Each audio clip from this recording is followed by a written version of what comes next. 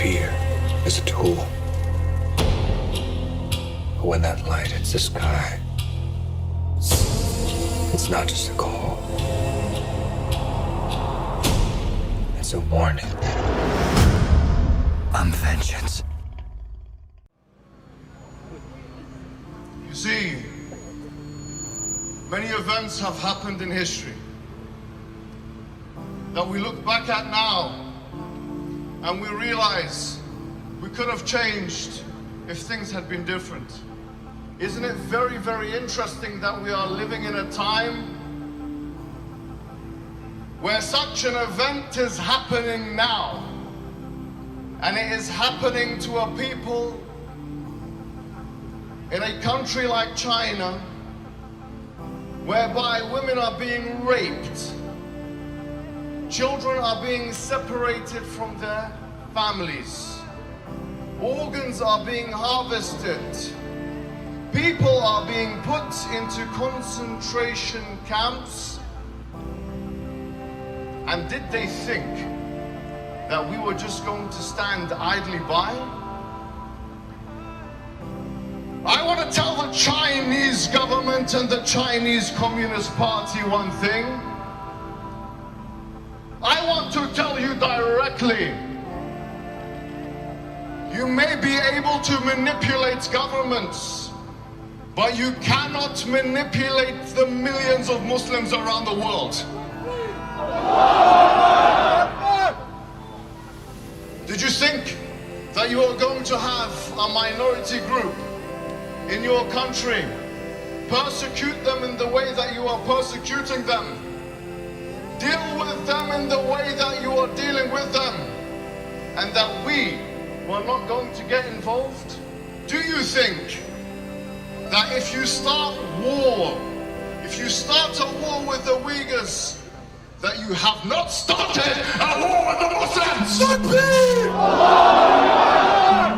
I tell the Chinese today, with all vehemency and all vigor, you have started a war with the Muslims, and we will not live or die until we become victorious in this war. Look at them now. Look at them looking at me. What are you looking at? My question is, what the hell are you looking at? You've taken your flag away, while I have a flag that you can replace your flag with. Take this Uyghur flag, you son of... I tell you today, you have nothing to offer the world. You have nothing at all to offer the world. You know why? Because you have already incorporated a Marxist communist system. You've already lost the war against the Americans and the West, because you have taken their ideology. But let me tell you something. Your best bet is actually to become Muslims. That's your best bet. Your best bet is to do what the Mongols did and embrace Islam. You have nothing to offer the world. You have nothing to offer the world at all. What happens if you become a superpower? Tell me what happens when you become a superpower in this Cold War that you want to get into with the Americans. What have you got to offer the rest of the world? You've already taken their ideologies. Marxism, Leninism, you are nothing. I tell you, you are nothing. And it's only a matter of time. It's only a matter of time until we deal with you. And I say this again, with all vehemency and all vigor, that you cannot beat and defeat an enemy. That when they look at the barrel, the bottom of the barrel of the gun, they see paradise.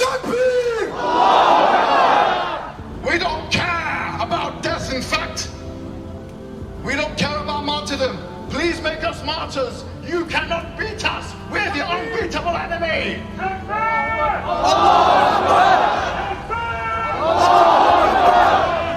You should actually learn from the Uyghurs. You should actually learn from them the purpose of life, to worship one God. You should learn from them not to worship statues. And I tell you today that you may be taken off La ilaha illallah from the tops of the masjids and replacing it with your communist flag, the flag of your ideological masters. But taking it off the masjid does not mean taking it out of the hearts of the believers. So I tell you once and again, it's only a matter of time.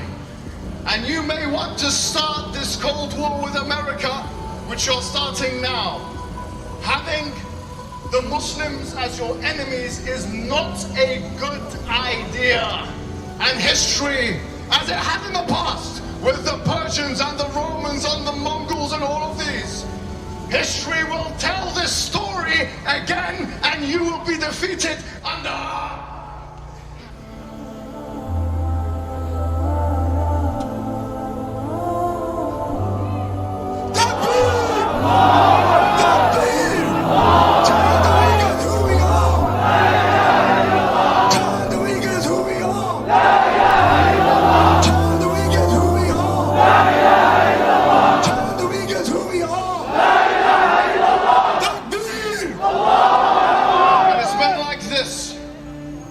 Why we are here today. Al-Muslim lil-Muslim kal-jasad al-wahid.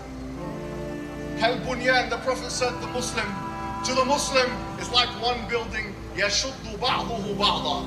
We pull each other together. I don't know much about Uyghur culture, but I know one thing, that we are here for the Uyghurs and we will not rest until justice is served. Takbir!